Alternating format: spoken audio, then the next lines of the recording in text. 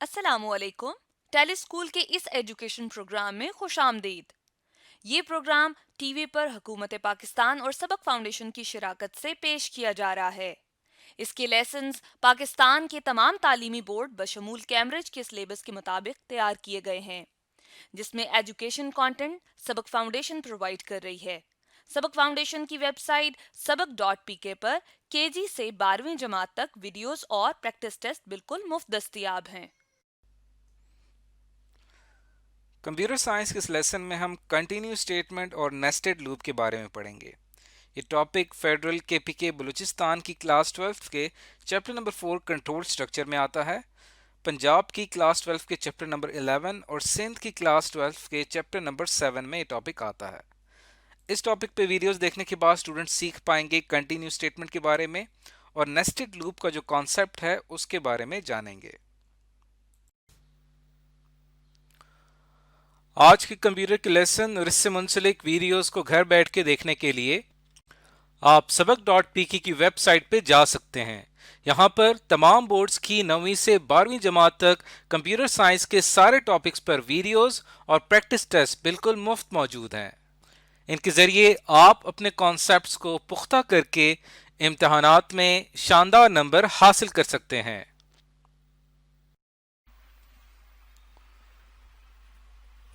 इस वीडियो में हम समझेंगे कंटिन्यू स्टेटमेंट के बारे में, जो कि हम अक्सर लूप की बॉडी के बीच में इस्तेमाल करते हैं। कंटिन्यू स्टेटमेंट को समझने के लिए हमारे पास ये एक फ्लो चार्ट है जिससे हम कंटिन्यू स्टेटमेंट को अच्छे तरीके से समझ सकते हैं। सबसे पहले इसके अंदर क्या है कि ये हमारे पास एक लूप है जो कि स्टार्ट हो रही है एक कंडीशन से, और ये कंडीशन जो है अगर ये ट्रू होगी तो हम लूप की बॉडी में एंटर हो जाएंगे, और अगर ये कंडीशन फॉल्स होगी तो हमारी लूप एग्जिट कर जाएगी।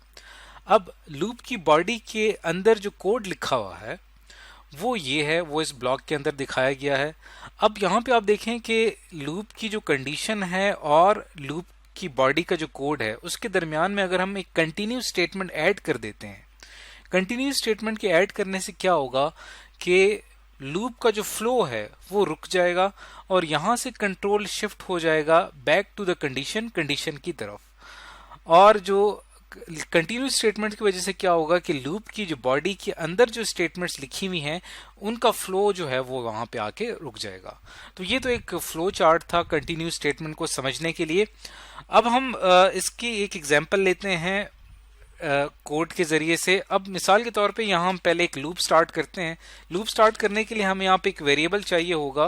लेट सपोज एक वेरिएबल हम यहाँ पे ले लेते हैं x की वैल्यू हम 1 रखते हैं, और एक लूप हम स्टार्ट कर लेते हैं while लूप, और हम चाहते हैं कि हमारी लूप जो है वो 5 दफा चले।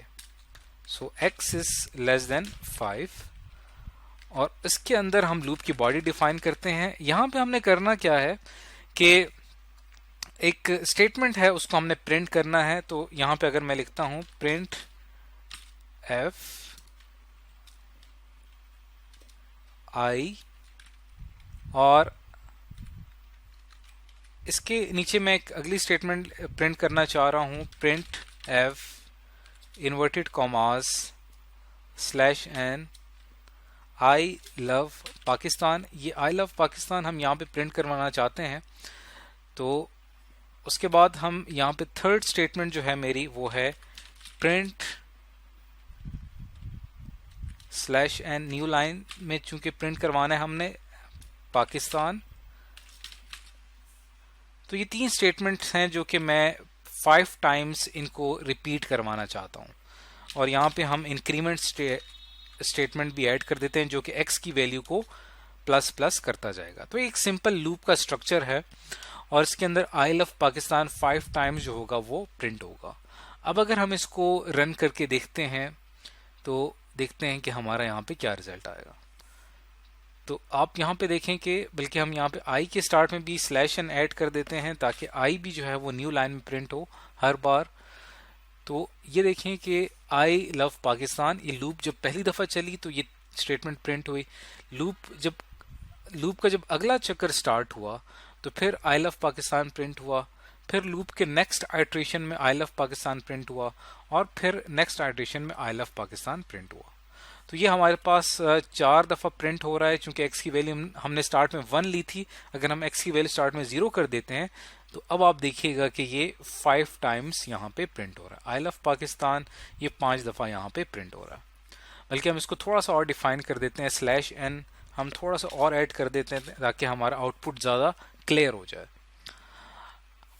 अब आप यहाँ पे देखें कि आई लव पाकिस्तान ये 5 टाइम्स प्रिंट हो रहा है। अब हम क्या करते हैं यहाँ पे कि इस 2 स्टेटमेंट जो हैं हमारी, ये पहली 2 स्टेटमेंट्स हैं, इनके बीच में यहाँ पे अगर मैं कंटिन्यू स्टेटमेंट ऐड कर देता हूँ,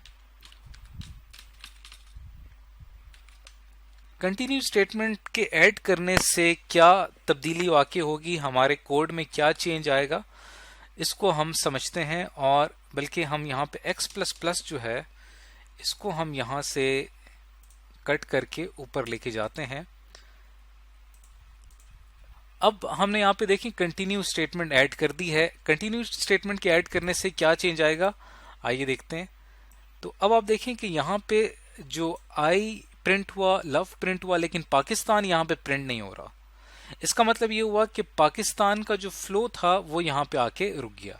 आई लव 5 टाइम्स प्रिंट हुआ लेकिन पाकिस्तान प्रिंट नहीं हुआ। उसकी वजह ये थी कि प्रोग्राम का जो फ्लो था वो चल रहा था। जैसे ही हम कंटिन्यू पर पहुंचते हैं तो कंटिन्यू के बाद यहाँ से पूरा फ्लो जो होता है वो उसका ब्रेक कर जाता है और यहाँ से कंट्रोल शिफ्ट हो जाता है दोबारा इस कंडीशन की तरफ।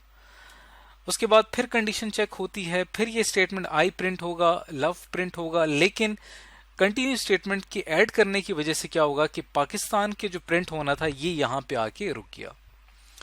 तो आपने देखा कि किस तरह से कंटिन्यू स्टेटमेंट ऐड करने से जो कंटिन्यू के नीचे वाले स्टेटमेंट्स हैं उनका फ्लो रुक जाता है, उनकी प्रोसेसिंग रुक जाती है।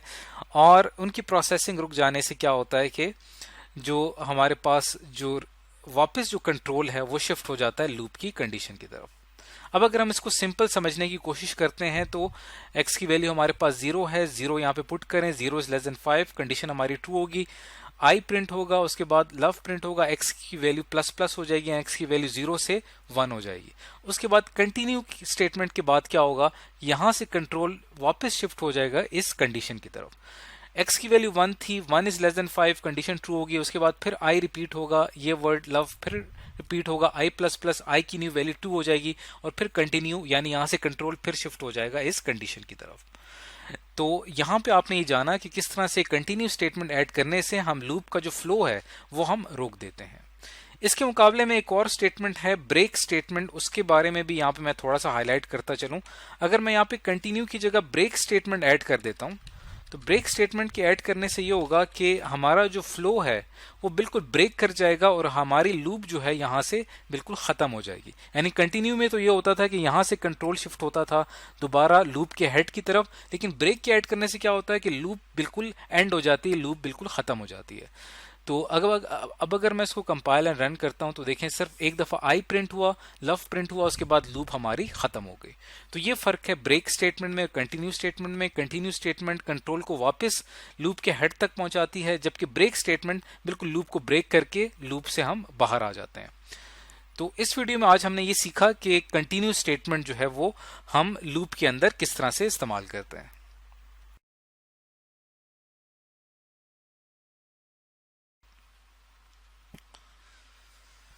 इस वीडियो में हम नेस्टेड लूप के बारे में जानेंगे। नेस्टेड लूप दरअसल क्या होती है, नेस्टेड लूप कहते हैं लूप विद इन लूप, यानी लूप के अंदर लूप का इस्तेमाल, इसे हम नेस्टेड लूप कहते हैं। यहाँ पे हम इसको लिख देते हैं लूप विद इन लूप। अब इसकी जो हमारे पास टाइप्स हैं वो दरअसल 3 बुनियादी टाइप्स हैं।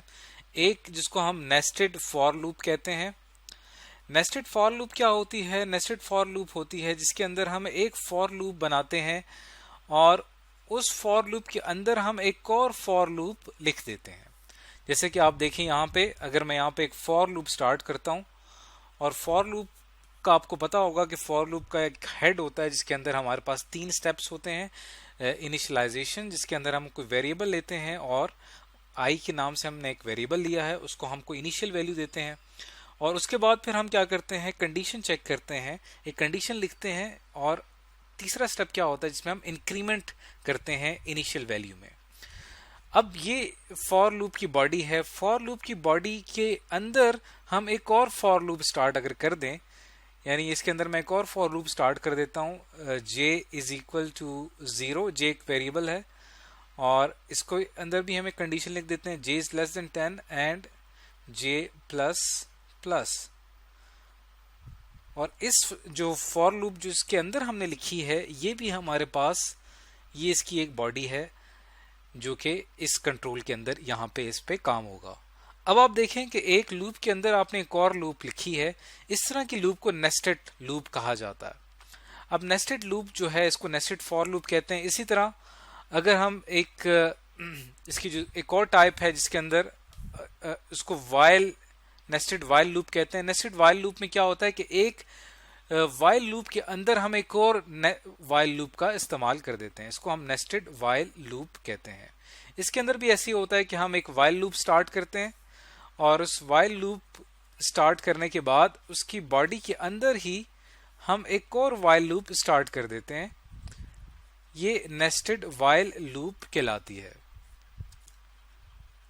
अब इसकी वर्किंग किस तरह से होती है, फॉर लूप की भी और वाइल लूप की भी इस तरह से वर्किंग होती है कि पहले इस लूप की फर्स्ट आइट्रेशन जब स्टार्ट होती है तो कंट्रोल यहाँ पे आ जाता है, और उसके बाद ये लूप अपने 10 चक्कर मुकम्मल करेगी, 10 साइकिल्स मुकम्मल करेगी। उसके बाद फिर यहाँ से कंट्रोल शिफ्ट हो जाएगा back to the original parent loop. ये पेरेंट लूप कहलाती है। यहाँ से उसके बाद इस जो आपकी मेन लूप है इसका सेकंड चक्कर स्टार्ट होगा और फिर से कंट्रोल इसके अंदर आएगा, और उसके बाद फिर से ये लूप अपने 10 साइकिल्स मुकम्मल करेगी अंदर वाली, और फिर से कंट्रोल शिफ्ट हो जाएगा अपनी पेरेंट लूप की तरफ। यहाँ से फिर इसका थर्ड आइट्रेशन स्टार्ट होगी और फिर से इसके 10 चक्कर मुकम्मल होंगे। इसी तरह वाइल लूप भी इसी तरह से काम करती है। और इसी तरह हमारे पास जो थर्ड टाइप है जिसको हम नेस्टेड डू वाइल लूप कहते हैं। नेस्टेड डू वाइल लूप क्या होती है, जिसके अंदर हम एक डू वाइल लूप के अंदर मजीद एक और डू वाइल लूप इस्तेमाल करते हैं। इसको नेस्टेड डू वाइल लूप कहा जाता है। नेस्टेड डू वाइल लूप में क्या होगा कि हम एक डू वाइल लूप स्टार्ट करेंगे। ये डू वाइल लूप का स्ट्रक्चर है, और डू वाइल लूप के अंदर ही इसकी बॉडी के अंदर ही हम एक और डू वाइल लूप स्टार्ट कर देंगे। तो इसको हम कहते हैं नेस्टेड डू वाइल लूप। ये भी उसी नेस्टेड लूप की तरह काम करती है। इसके अलावा हमारे पास एक और केस होता है जिसके अंदर हम मिक्स लूप्स का इस्तेमाल करते हैं। यानी आपने मेन लूप जो है वो फॉर लूप स्टार्ट की है, और उस फॉर लूप के अंदर आपने क्या किया है, एक वाइल लूप स्टार्ट कर दी है। इसको कहते हैं mix nested loop. Mix nested loop में हम इस तरह से काम करते हैं। तो ये हमारे पास डिफरेंट सिनारियोज हैं। हम ये भी हो सकता है कि हम एक वाइल लूप लें और उसके अंदर हम फॉर लूप का इस्तेमाल कर लें, या हम एक डू वाइल लूप लें उसके अंदर हम फॉर लूप का इस्तेमाल कर लें। तो ये हमारे पास डिफरेंट सिचुएशंस हैं। अब हम एक प्रोग्रामिंग की एग्जांपल से इस नेस्टेड लूप को समझने की कोशिश करते हैं।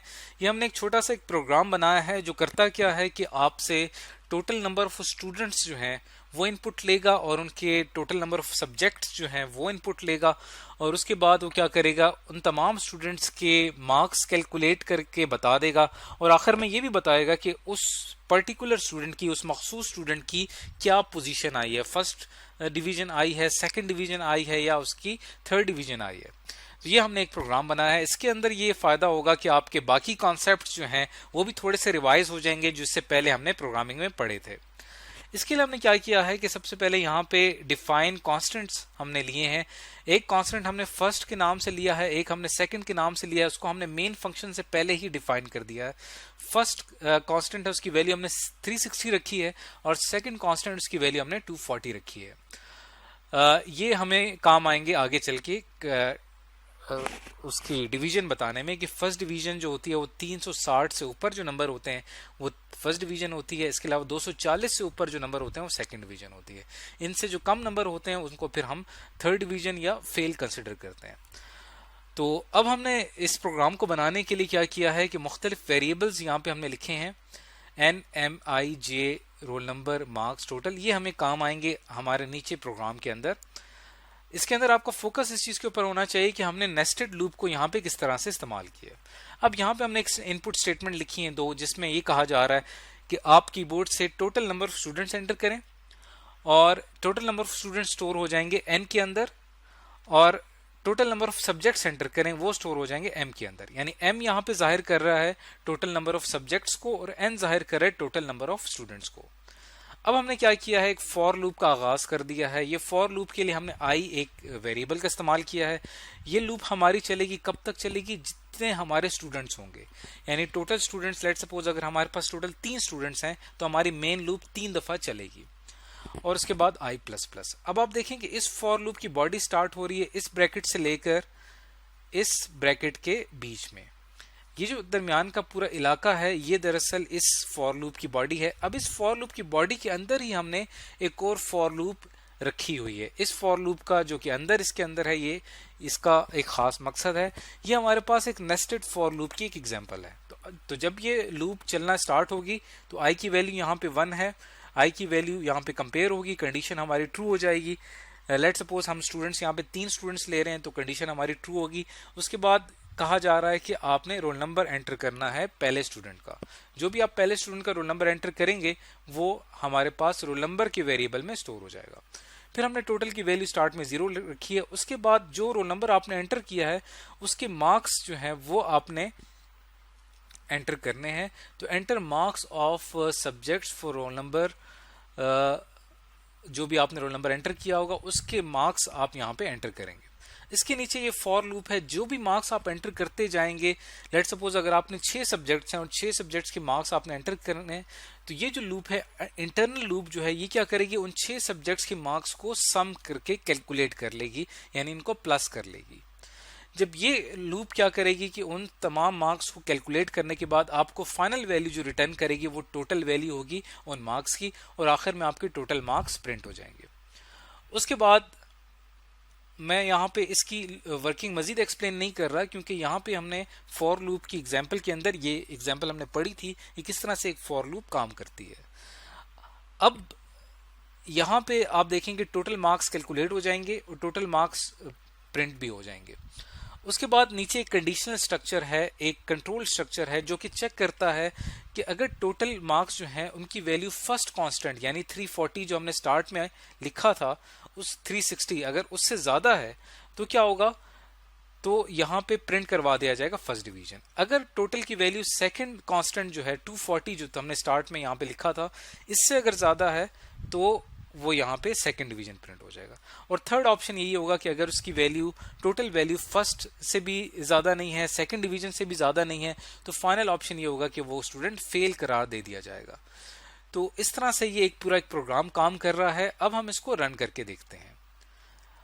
अब जैसे ही हमने इसको रन किया है तो देखें पहली चीज यहाँ पे क्या आ रहा है, enter number of students and subjects. Let suppose एक क्लास है उसमें टोटल 3 स्टूडेंट्स हैं और उसमें उन्होंने 6 सब्जेक्ट्स के एग्जाम दिए हैं। अब पहला जो स्टूडेंट है उसका रोल नंबर है 8001 और उसने जो लेट सपोज फिजिक्स में मार्क्स लिए हैं उसने 54, 56, केमिस्ट्री में लिए हैं 67 और बायोलॉजी में उसने लिए 89, मैथ्स में उसने लिए 33 और इंग्लिश में उसने लिए 67 और लास्ट जो सब्जेक्ट है उर्दू उसमें उसने लिए हैं 90 मार्क्स। तो अब टोटल मार्क्स बनते हैं 402 और उसकी बन जाती है फर्स्ट डिवीजन। ये पूरा हमारा जो प्रोग्राम है वो चेक करके बता रहा है। अब तक हमारी जो लूप चल रही है वो हमारी मेन लूप चल रही है और जो इंटरनल लूप है वो हमारे मार्क्स कैलकुलेट करने के लिए इस्तेमाल हो रही है। अब हमारी लूप का अगला चक्कर मुकम्मल होगा।